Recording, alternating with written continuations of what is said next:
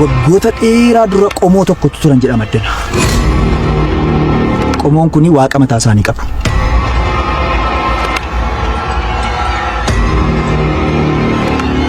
Al tokko namoota daawwachiisaniin ala qofaa isaanii namoonni dhufanii du'anii faa kan argaman jiru as keessatti. Ogeessi! Guyyaa akkam jirtu nagaa jirtu hordoftoota keenya har'a oduu gammachiisaa tokko qabannee isiniif dhufneerra.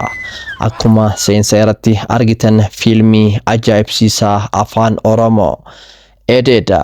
Edeenni maali? Waliin kan daawwatu.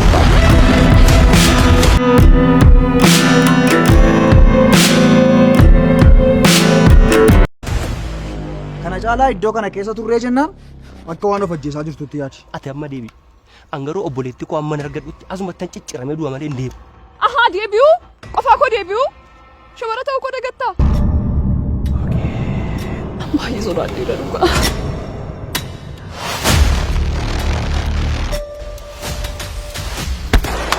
Fiilmiin kun fiilmii namoonni hedduun hawwiidhaan eegaa turanii fi fiilmii kwaalitii addaa ta'een artistoota gameeyyii fi qaxaleewwan Oromootiin dalagameedha.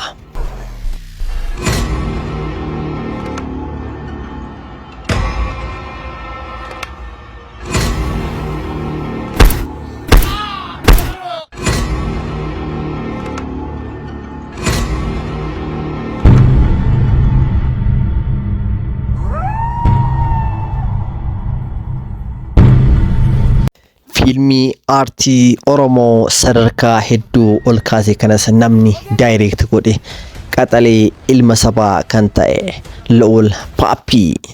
Eebba fiilmii Edeedaa fiilmii kwaalitii guddaadhaan hojjetame waggaa tokko oliif kan itti dadhabame galma tiyaatira biyyoolessaatti umuramee eebbaaf dhiyaatee jira. Sa'aatii 7 walakkaadhaa kaase. Hundumti keessan afeeramtaniitu. Afeerraa kanarraa hafuun garuu yakka Oromoo. Lo'ol Paappii fiilmii kana daayireekt gochuu qofas osoo hin taane aaktaras ta'ee dalage. Fiilmiin kunis dadhabbii waggaa tokko booda kennaa irreechaaf isiniif qabannee dhufneerra. Fiilmiin haaraan mata dureen isaa Edeeda jedhu fiilmoota kanaan dura barame irraa adda kan ta'ee fi qulqullina sagalee fi suur-sagalee irratti xiyyeeffannoo guddaan kennamuun kan hojjetamedha. Ahaa deebi'u? Qofaa koo deebi'u? Shamara.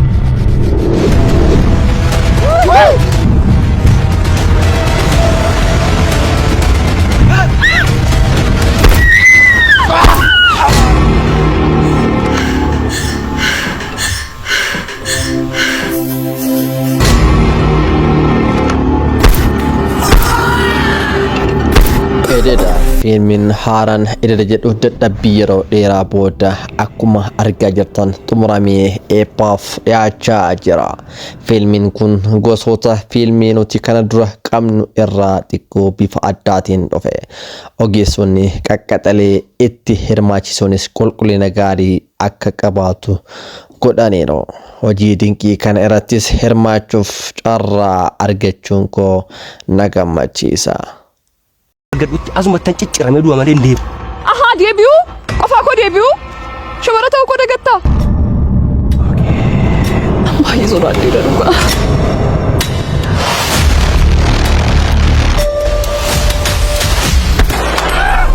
Dhangaa ajaa'ibaa tokkoon isin afeeruu dhufu isa dhugaa.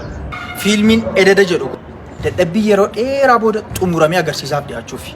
Ogeessonni qaqqaxaleen kan keessatti hirmaatan fiilmiin kun qulqullina baay'ee gaarii ta'een hojjetamee xumuramee sanbata guddaa fuula keenya dura jiru kan. Isuma kana. Sanbata guddaa isa kana jedhu. Itti buuta eeggadhu. Gaafa sana eebbifamuufi. Qophii ajaa'ibaatu qophaa'ee jira. Baay'ee irratti qophaa'anii dadhabanii dhufuu keessan qofa eeggachaa jiru. Sa'aatii meeqatti? Sa'aatii 7 walakkaa irratti. Saalaa kanaa irratti jechuudha. Eessatti? Galma tiyaatira biyyoolessaa Naashinaal Tiyaatir. Kanaaf please Oromoo kotta dhugaan isin jedha kotta hin dhuftan taana amma maal goon manatti dhannee ilaalla.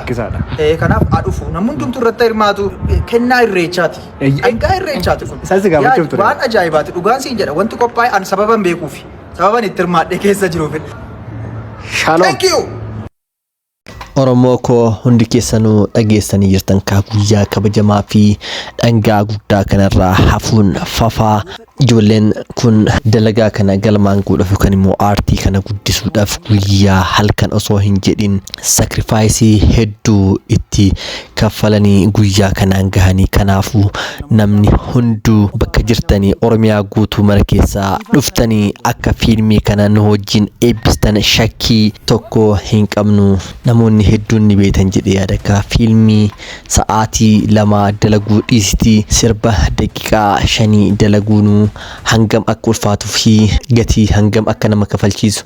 Kanaaf Oromoo koo hundi keessanuu eebba kana irraa hin hafinaa. Eebba kana irratti argamtanii ijoollee kana cinaa dhaabattanii hamilee taatanii fi aartii Oromootis akka cinaa dhaabattan shakkii tokkollee hin qabu. Guyyaan immoo guyyaan eebbaa jechuudha. Fulbaana 18 yookaan immoo sanbata guddaa sa'a 7 irratti kan eebbifamu ta'a. Bakkeen immoo galma tiyaatira biyyoolessaatii kan eebbifamu ta'a.